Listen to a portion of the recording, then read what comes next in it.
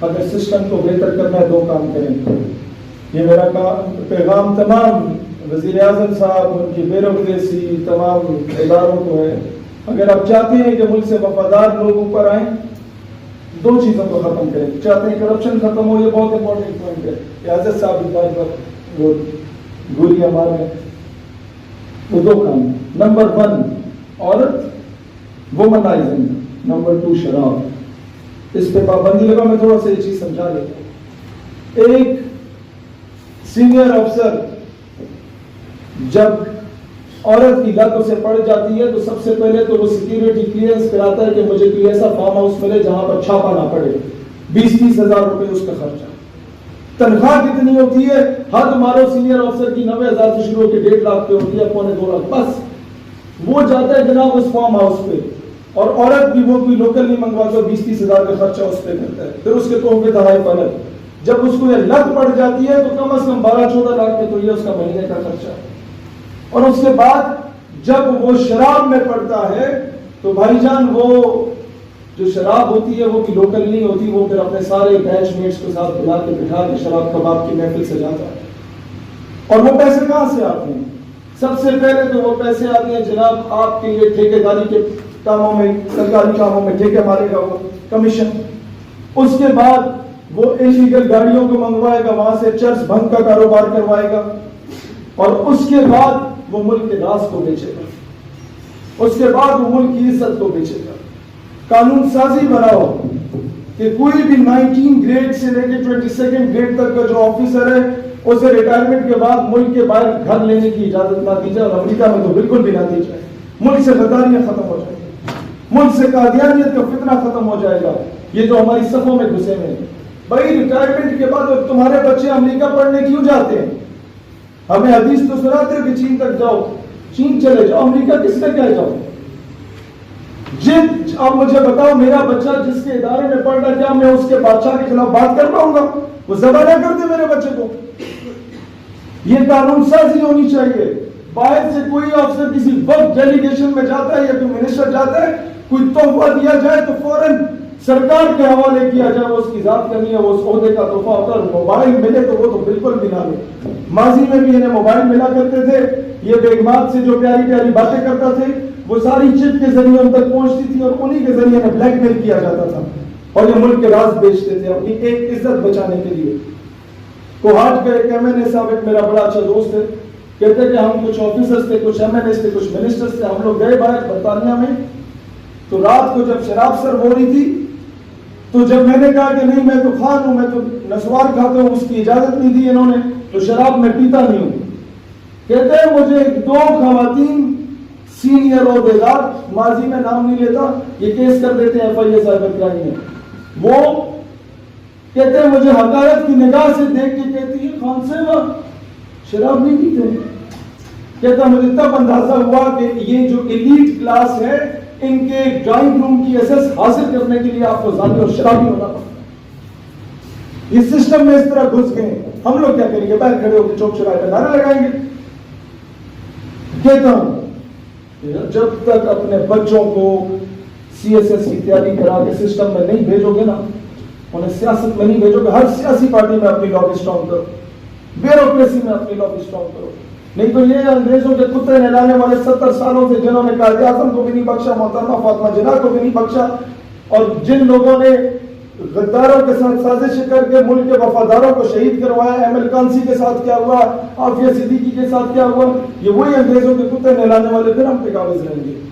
یہ باتیں شاید نعرے لگانے والی نہیں ہیں، یہ جذباتی نہیں ہے، لیکن بھائی جان ہم جو روزانہ سفر کر کے ادھر آتے ہیں، ہم چاہتے ہیں کہ سسٹم تبدیل ہو. ہم چاہتے ہیں کہ یہ چور ڈاکو لٹیرے اس سسٹم سے نکلیں. رینٹ پر یاد رکھیے گا، ایوبی رحمۃ اللہ علیہ نے کہا تھا مسلمان کی تلوار پہ جب عورت کو شراب آ جائے نا وہ پھر بغیرت ہو جاتا ہے. وہ پھر ڈونلڈ ٹرمپ کے آگے رقص کرنے کے کام آتی ہے. وہ پھر کشمیر برما فلسطین کے لیے نہیں اٹھتی.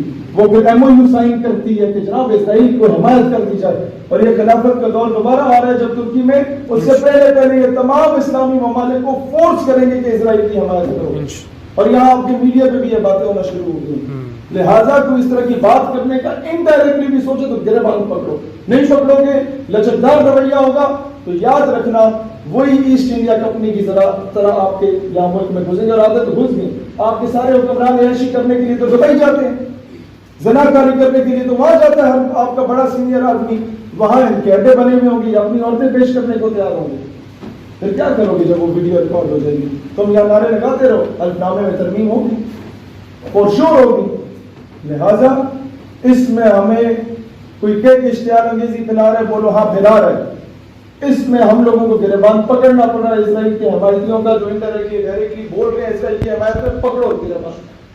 جی آخر میں یہ بات افسروں سے درخواست کرنا چاہتا ہوں، ایگزامپل لے لو دور حاضر میں، آج سے 10 سال پہلے داڑھی سے نوش کے مولا عبدالغنی بردر کو لے کے جایا جا رہا تھا، آج وہ کرسی پہ پاؤں رکھ کے بیٹھا ہوا ہوتا ہے، اور امریکی جو ہے اس کی طرف وہ خواتین آ کے انٹرویو لے رہی ہوتی ہیں، ان کی طرف منہ کر کے دیکھتا بھی نہیں ہے کہ تمہاری یہ ناپاک شکل ہی اس قابل نہیں ہے کہ میں تمہاری طرف دیکھوں۔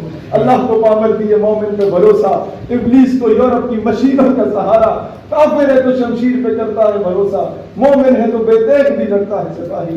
لہٰذا دلیر بنو، آٹومیٹکلی کفر کمزور ہوگا۔ ایک آخری بات یہ سنا کے چاہتا ہوں، میرا ایک دوست ہے برطانیہ میں، وہ ایک سیکیورٹی کمپنی میں کام کرتا تھا، تو ادھر وہ کالے نہیں ہوتے جو انگریز جو سیکیورٹی گارڈ ہوتے ہیں ہٹے کٹے، کہتا وہ بھی کام کرتے تھے، تو اسرائیل اور فلسطین کی جنگ چھڑ گئی، کہتا میں فلسطینیوں کا حمایتی تھا، وہ اسرائیلیوں کے حمایتی تھے، کہتا ہمارا جو باس تھا وہ سرکاری ملازم بھی تھا فورن آفس میں، تو اسرائیلی فورن منسٹر نے آنا تھا، تو میرا کام ہوتا تھا meet and greet, hello sir how are you please go this way, مطلب کیا حالت ہو رہا ہے جاؤ دل تراش ہے، تو کہتا میرا یہ کام ہوتا تھا، کہتا ہے مجھے ڈیوٹی ملی کہ اسرائیل کا فورن منسٹر آ رہا تھا، میں اسے ویلکم کرنا چاہتا، ٹھیک ہے سر میری ڈیوٹی آئی ول ڈو، کہتا ہے اتنے میں وہ سارے کالے آگے ان کے اچھا جی آج تو جناب تیسی چاپلوسی ہوگی، کہتا مجھے غصہ، کہتا میں I will not do، میں نہیں کروں گا، کہتا پھر تم کیا کرو، کہتا I will slap him، کہتا میں چنڈ مار دیں گا انہوں، تھپڑ مار دوں گا۔